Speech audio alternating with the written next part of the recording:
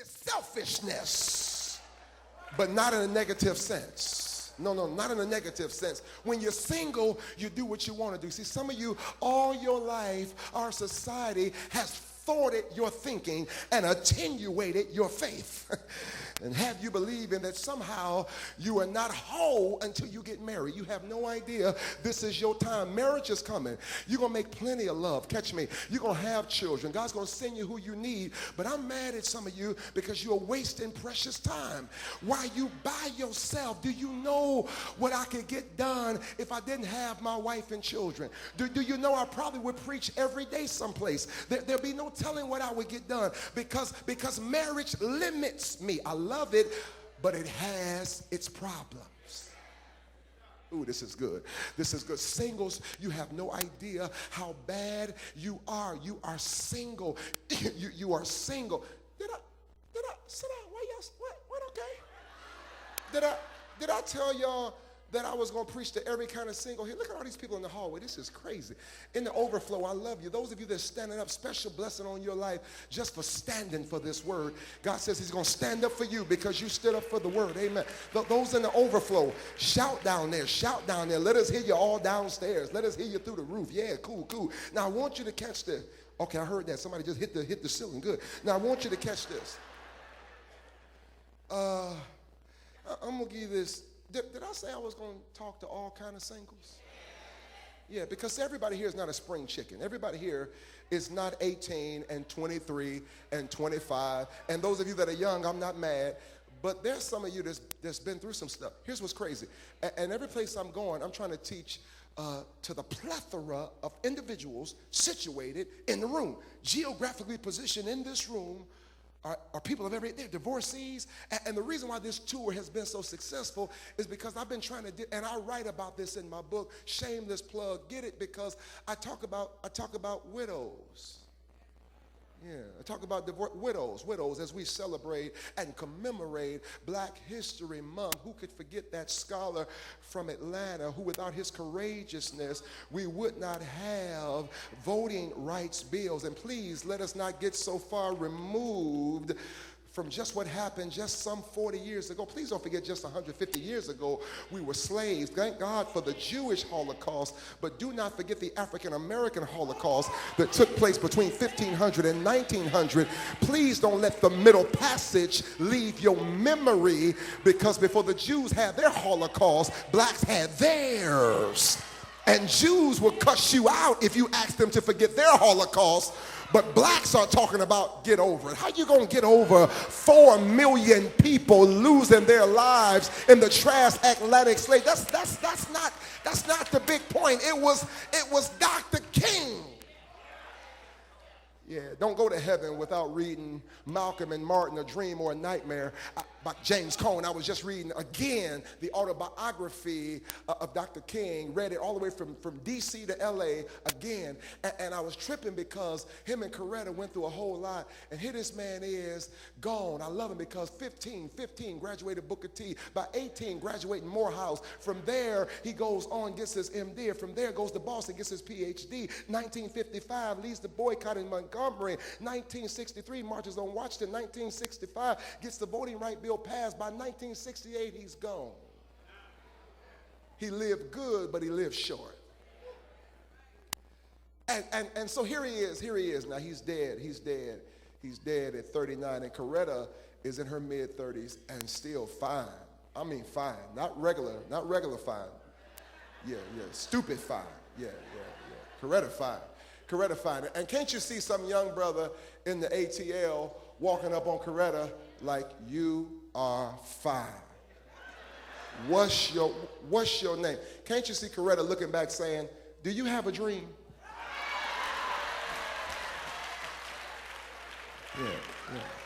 Yeah. Go get you a Nobel Peace Prize and then come back and ask me for my number. Get a PhD and march on Washington, then come back and asked me for my number. My mother-in-law got married when she was 15. That's what Southern women did.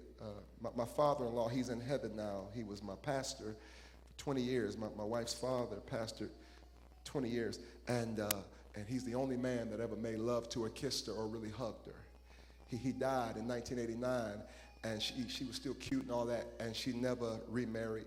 She never kissed anybody else. She doesn't know the touch of any man except my father-in-law, because she did what Paul recommended. He said widows should remain. If you can hold out, he says, remain. Now, let me ask you a question. God bless my mother-in-law, but everybody has their own story. There's some people here 40, had your babies young, 37. Baby's grown. You 38, but your son's gone. Or you 45. Lord, let me talk to everybody in here so they feel like I said something to them. You 50 and you're 45, 50, 55. But the reality is sometimes you still want company. Now, that's just what it is. You're not dead. But I got a question for you. Do you want to be married, or do you just want to have sex sometime?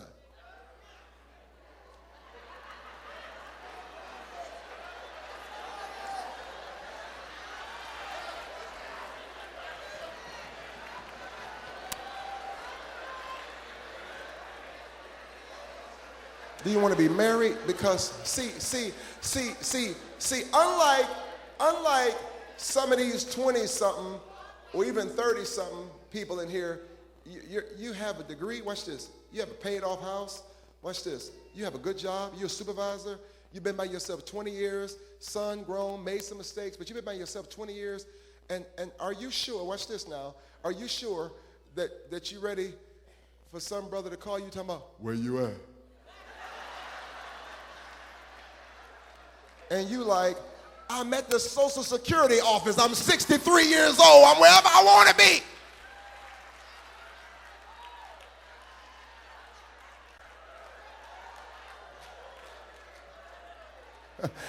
So please understand, are you sure you're ready to acquiesce to somebody else's agenda? Yeah. Are you sure at 45, 50, you're ready for a brother to talk about, what time you coming home? How much you get paid? Are you sure you're ready for that? See, that's real stuff. So that's the question you have to ask yourself. And I talk about this in my book. As an older single, are you too stuck in your ways to change now?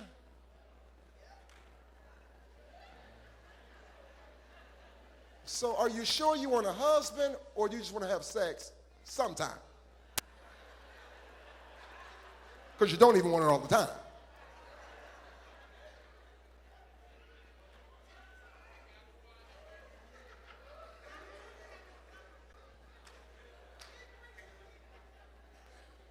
I'm going to give you 3 types of singles, and I'm in my seat.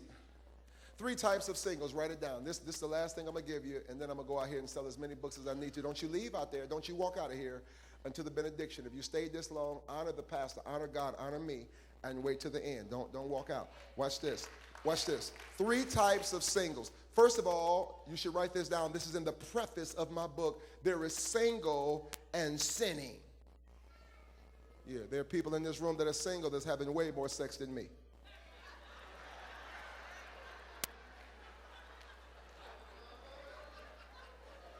Yeah. You got 99 problems, but sex not one. You having plenty sex now.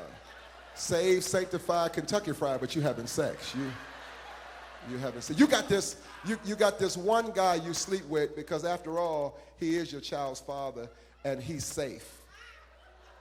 Yeah, I know him, he know me. We have an understanding. See, that's, yeah.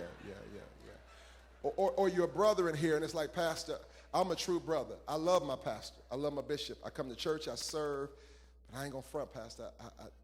That's all I seen. My father then was wicked. My uncles, my friends was wicked. Everybody I know, that was just the culture and context and ethos that I'm from. I haven't been celibate in my life, Pastor. Now, I do love God. I give, I try. This is the one thing I fall sometimes. I trip on that, man. Fine women get me, Pastor. I don't want to do that, but I fall. That's real for me. I'm single and I'm sinning. Now watch this, everybody. I don't care what type of sex you having, it's a sin. Now, I want to hear you. I want you to hear me because I didn't come to beat you up. I just got to tell you, it's a sin. It's a sin. It's crazy because whoever you sleep with, this is real, you develop something called a soul tie. Yeah, there's a baby over there. There's a baby. Could y'all take that baby away just 1 minute? This is so important. I don't even want no baby to mess it up, please. This is too important. So take that baby away right quick. And y'all forgive me, but when I'm pastoring, I'm just pastoring. Please hear me, because I want you to hear me. This is important. Say soul tie. Say soul tie. Whoever you sleep with, you develop something called a soul tie. I talk about this in my book, a soul tie. Well, pastor, sin is sin. That sounds good, pastors, but that's not in the Bible. Yeah, Paul says all other sin is without the body. But fornication, hear me now, lying is wrong. Stealing is wrong. Cussing is wrong. But when you sleep with somebody, hear me, it's the only sin that somebody, watch this, is all in you. Hear me now. I know you never thought about this. You just thought it felt good. It was an orgasm. It felt great. No.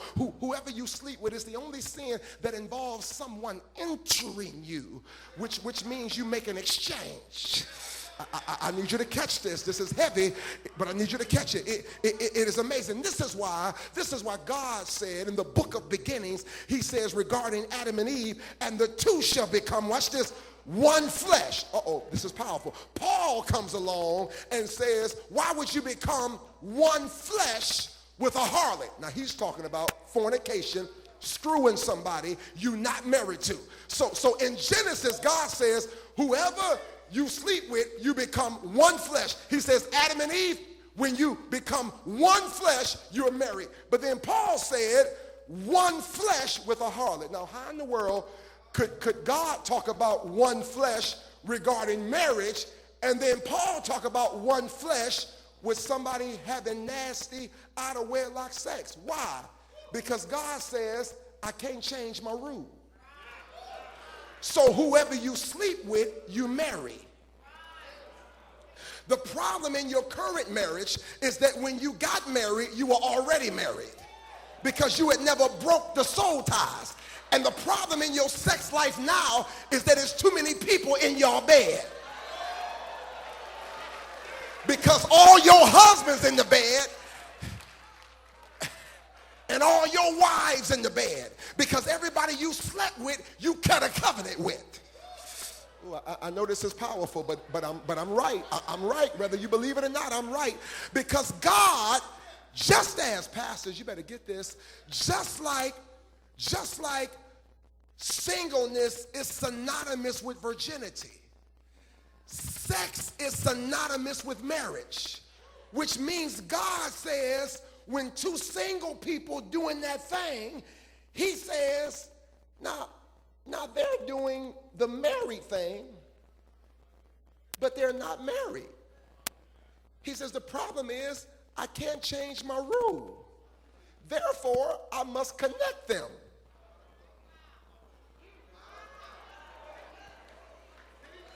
So the other day, you was over your girl's house or over your mama's, and your sister was like, girl, you used to have so much vision.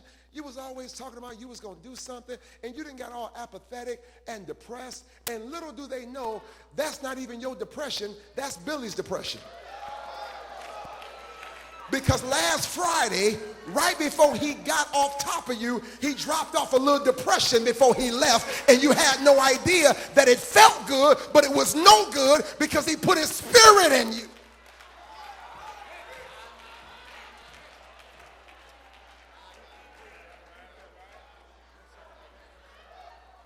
And you got brothers in this room. You got brothers in this room that would tell you nothing can satisfy them.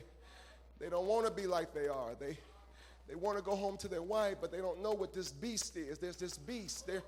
There's this beast. It doesn't matter how good she is. I need something else. I got comparisons going through my mind. I didn't have this and that. You have no idea. Them soul ties. It's still in you. This is why you can't stay married to one woman. This is why no matter how much you say, I'm not going to do it no more, then you do it one more time and say, that's my last time. Now I'm through with that. But then you do it one more time and say, no, I'm not going back over there no more. I love my wife too much. But then you do it one more time, so that's it.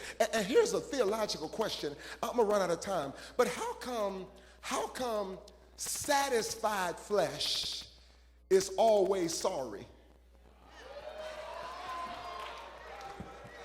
If you knew what I said, you would have hit your neighbor and knocked her hat off. I'm going to say it again. How come as soon as you satisfied, You sorry. Yeah, every sister know what I'm talking about. Every born-again sister in this church that has sex with somebody, soon as y'all got through, I'm through with you. We can't keep doing this. You know why you're saying that? Because you're satisfied. Yeah, as soon as you get up, talk for her. Look, I can't do this. I'm married. Yeah, because you finished now. How come flesh is always sorry once it's satisfied? How come it can't be satisfied before it's sorry? How come it can't be sorry before it's satisfied? This is the trick of the enemy. This is why as soon as you get through having sex with a brother, you wanted to go home. I mean, you make up reasons. Okay, I got to get out of here. So, yeah. No, you're not trying to hold her all night. You're just trying to leave now. Why? Because soon as you're satisfied, now you're sorry. It's a trick of the enemy. He's laughing at you.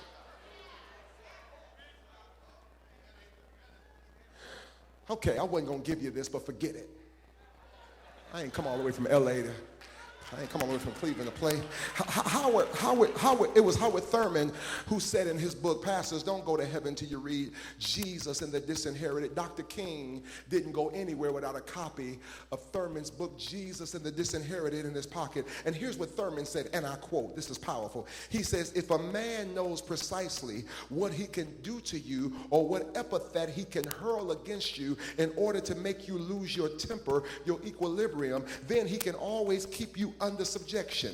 It is a man's reaction to things that determines their ability to exercise power over him, unquote. Let me tell you how powerful this is. In other words, Thurman was saying, you was with a brother that knew how to make you cuss him out.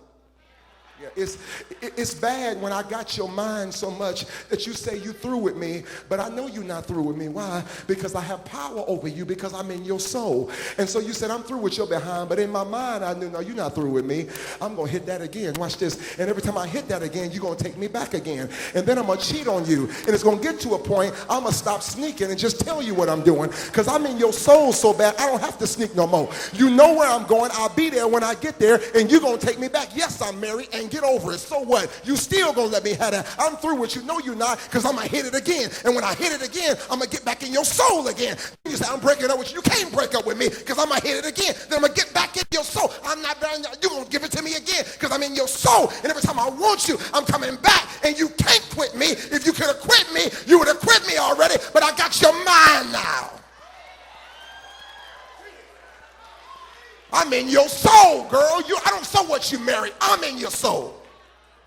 You go on and get married. I bet I'll still be in your mind. I bet you think about me while you're laying there with him. I'm in your mind.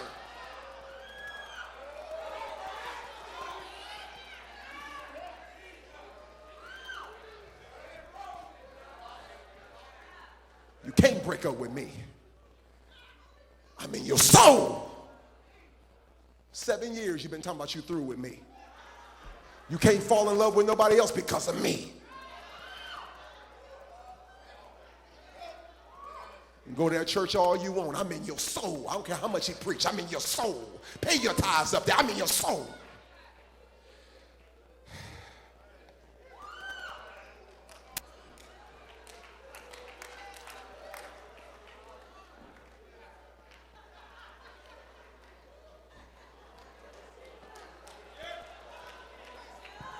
Pastor Howard.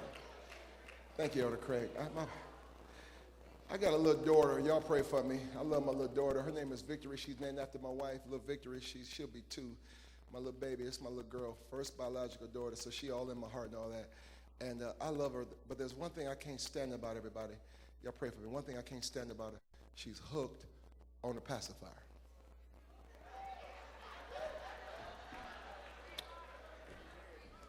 She got a pacifier. Anybody know what a pacifier is? Anybody have a child?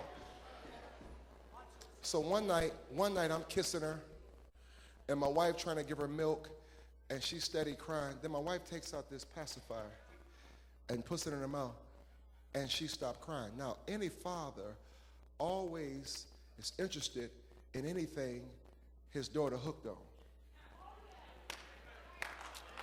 So y'all pray for me, because I'm theological, I'm cynical, I'm critical. So I had to know the theological construct regarding the pacifier so that I could develop a thesis as to why she was hooked on it. So I take it to my office, pray for me. Everything is a sermon to a preacher, everything. everything. So I take this in my office and I look at it, I study it. I'm trying to didactically, pedagogically understand it. I'm trying to explicate the nuances of it in order to understand why it is so attractive to her. So the first thing I noticed about it, ladies, is that it had no milk in it. So I said, well, it must be sweet to her. So I tasted it. It's not even sweet to her. So what I noticed was it produced nothing, and it wasn't even sweet. So the more I thought about it, all this was something to put her mouth on. Can I suggest to you the last 10 people you dated were nothing but pacifiers? Just something to put your mouth on. Do me a favor, lean on a single sister and say, got milk? Go ahead, go ahead. Because if you're not producing anything, if you're not making my life better, if you're not making my son, see, y'all looking at me crazy, but I'm going to have church before I get in my seat. The next person that walk up to you and ask you for your number, all the single ladies, next brother walk up to you and ask you for your number, you should say, speak in tongues right now, speak in tongues. If you don't speak in tongues, you're not getting my number. No, speak in tongues right now. I don't care what church you go to. The devil go to church. Speak in tongues. Prophesy. Do a miracle. Cast the devil out. Let me see you got Jesus in your life. If you can't speak in tongues, you're not getting my number. Speak in tongues right now.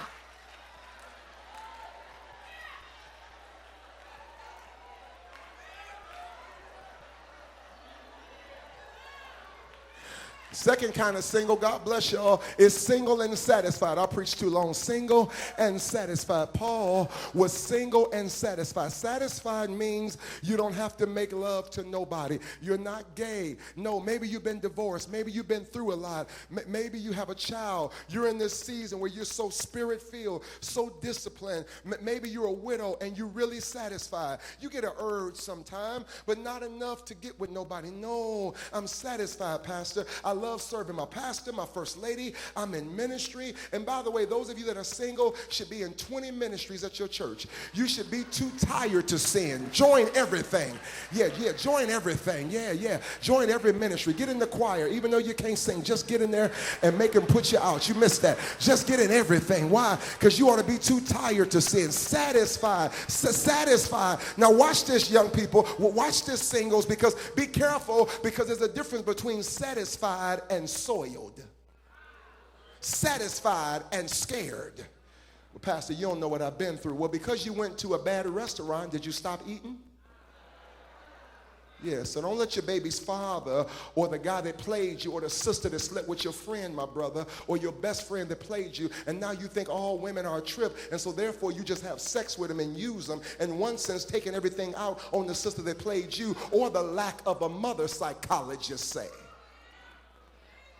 Because psychologists suggest if my mother didn't love me, don't no woman love me. At least that's our perception. This is too heavy, and I got to go. So be careful, be careful. Okay, y'all been sitting there looking at me for 30 minutes. Let's just have church. Forget it. I'm gone. I think I'm going to have church, Mark. Stick with me. I feel something because some of y'all haven't shouted yet. Watch this. I just told you how blessed you were to be single, and you didn't shout. I told you that God has been keeping you, and you didn't shout. If I told you was getting a Bentley, you'd have ran out. If I told you all your money was coming to you, you'd have ran out. But let me tell you why you should just go cuckoo for Cocoa Puffs. If you don't shout for no other reason, just shout because you don't have AIDS. God, I feel like having church. Shout because you got your mind back. Shout because he kept herpes out your body. Shout because your son not gay with no man in the house. Shout because in spite of it all, do me a favor, high five everybody in your section and tell them I'm blessed, I'm blessed, I'm blessed. That's the wrong person. Would you run over to somebody you haven't shook hands with all night? Tell them I should have lost my mind. But oh Lord. God, I wish I had 75 people that would just go to opening up your mouth saying, I should have lost my mind. My hair should have fell out. I should have been in an insane asylum. I should have been on uppers and downers. All the hell I've been through. And look at me. Still got joy. Still got my right mind. Do me a favor, lean on somebody and say, you don't know how good he's been to me.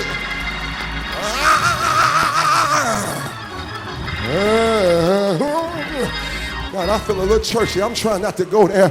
But I just wished I had somebody in this crowded church that would think back through all the possibilities that could have wiped you off the face of the earth. Let's have stupid church. You don't have any idea that God strategically dictated your destiny. You have no idea that one night you was in the club. Let's have church. You was sitting there lonely. You was waiting on a brother to make a booty call. You have no idea you was so messed up that night. You were so vulnerable, you would have went home with anybody. So a brother walked up to you, but you have no idea who was about to walk up to you. There was another brother that was going to walk up to you. What you don't know about that brother was he had AIDS in his body. But just before he walked up to you, God put somebody else in his place so that he didn't say nothing to you. And you ought to thank God for everybody. Okay, do me a favor. If you don't do nothing else, would you take your phone out right now, text all your exes and say thank you? Text them and say, thank you for breaking up with me. Because had you not left me, I would have never discovered my destiny. I got a feeling. I got a feeling. Can I get a witness? I'm glad tonight.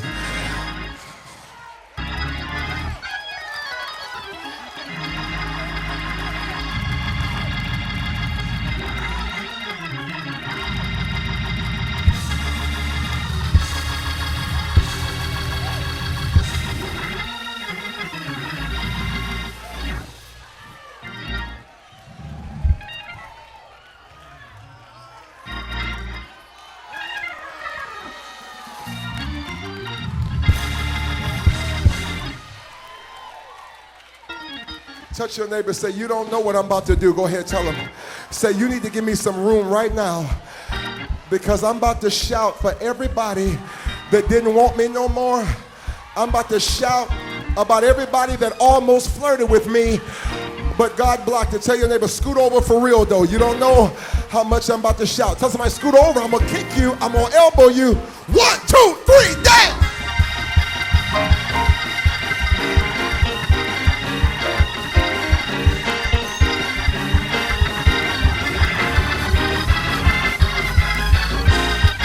Wait, I gotta roll. I just discovered this is an ecumenical gathering. So I got Baptist boys here, I love it. I got Kojic, I got AME, TMZ. Yeah, everybody here. I got brothers from the hood, brothers from LA. I got Crips, Bloods, hopefully all y'all here. I tell people in my church that some people not from church. So be careful when you play church music, because everybody don't know the church dance. So I want you to do me a favor. If you don't know the church dance, that's cool. The next time we dance, if you're from the 60s and 70s, go on and do the robot. I don't care. Watch this. If you're from the 80s, bust a Cabbage Patch out of here. I don't care.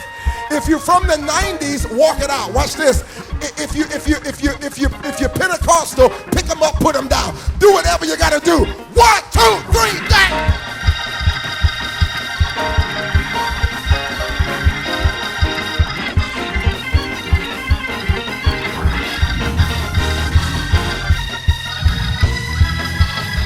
Can't hear you.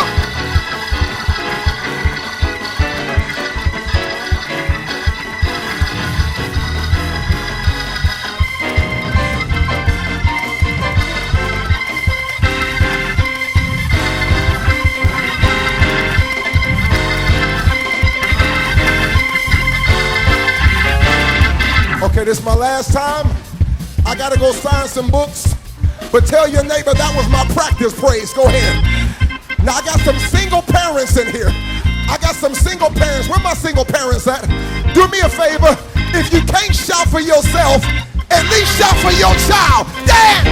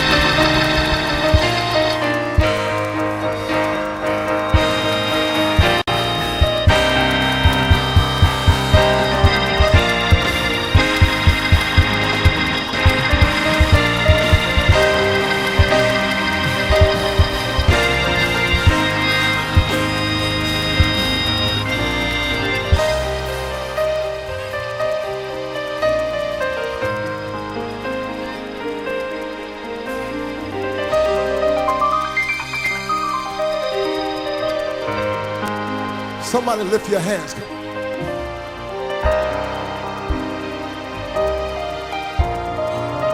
I wish I had 2,000 single folk that would just look back over your life.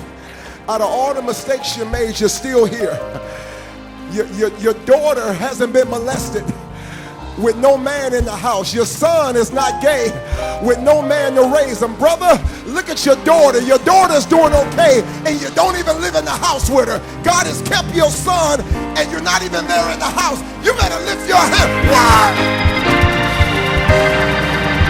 Open your mouth.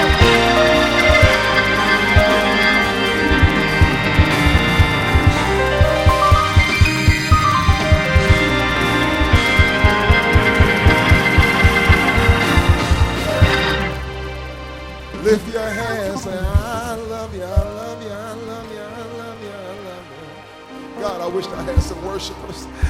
I got to go, but I feel something breaking out in here. Somebody should have lost your mind. Why you sitting there?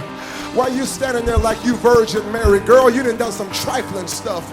Brother, you've been with more chicks than you can remember, but look at you standing here. Some of you married folk, don't stand there like you've been perfect, and God let your wife forgive you. God let your husband take you back. God let your child make it through all the mess you've had. Still pastoring, still living well. God has been kind to you. You better throw your hands up, throw your hand back. Wow! Wow!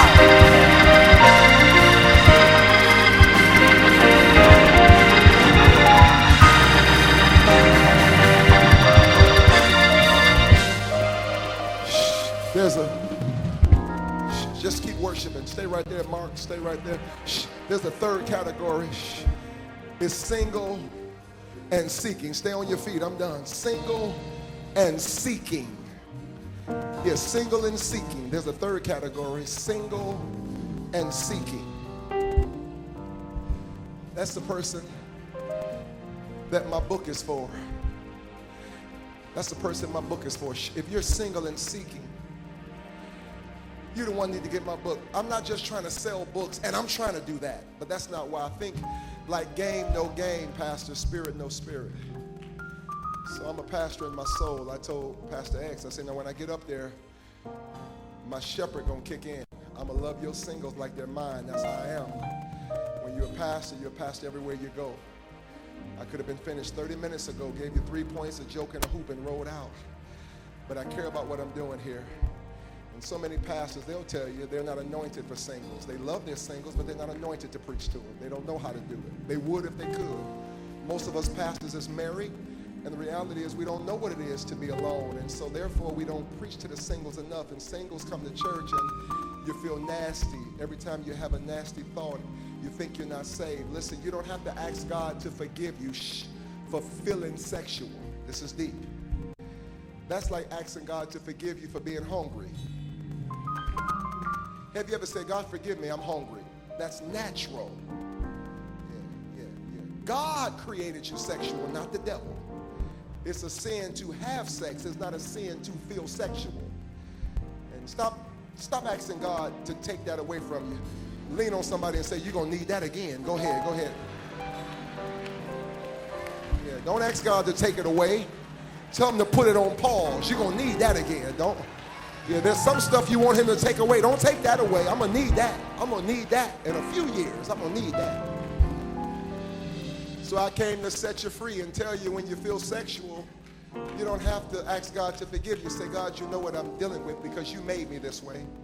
Help me not to yield to temptation, for yielding is sin. Third category is single and seeking. If you want to be married one day, you need to get my book. Here's a big statement. With the exception of the Bible, this is the most important book you're ever going to read as a single. Now, that's a big statement. As a single, I give you 10 things, prayed over principles that will save your life. This is from the Holy Ghost. Yeah, singles have been delivered all across the nation. We can't keep them on the shelf. I promise you, we have ordered about 6 times, and we can't stop, okay? It is reaching sort of bestseller status quickly. And I need you to pray for me. That's how many singles are buying. On the website, they're hitting us all through the night. I have a guy that I pay just to keep up with that, and they can't keep them. Singles that will save your life. They said if you want to keep something from a black man, put it in a book. Yeah, I don't want all women buying my book tonight. Brothers, read something. Yeah, read something. Read Thurman, read Cone, read Mays, read West. Yeah, stop playing PlayStation. Yeah, you're too broke for PlayStation. You're too broke. You're too broke for PlayStation. Yeah. I'm going to go sign my book. There are people in the hallway. Thank you for not walking. People downstairs. What I'm about to ask you to do, you don't have to do it. I'm asking you to do me a favor. I know what this costs. I don't care what you did in the first offering. By the way, I do this at every city I go to because your pastor, this is no game. Your pastors brought me. They brought my adjutant, my musician, my media guy. Even brought Elder Simpson, who covers. And if you're a pastor here, you want to be part of my fellowship, the guy in the suit, you may want to sneak him a seed, get high on the list, amen. But he takes care of my pastors for me and all that. He's so kind to them, they flew him. I mean, they treated me, police escort in LA, top high class. Would you clap your hands for these two pastors? Amen. I don't want to name drop, but everybody you watch on TV is in my cell phone. They've been to my church, I've been to theirs, so I've been everywhere. I've slept in presidential suites, I fly private. I've been in every place. I know it. I know class when I see it. And LA has treated us with class and dignity, and I will not forget it. But it cost a whole lot. I don't want to hurt you. I don't care what you gave in the first offering. I need 200 singles. Watch this. In the balcony, in the basement. If you're in the basement, can I just be the pastor for 30 seconds? Pastor X, Pastor Barnes, can I run things for a minute?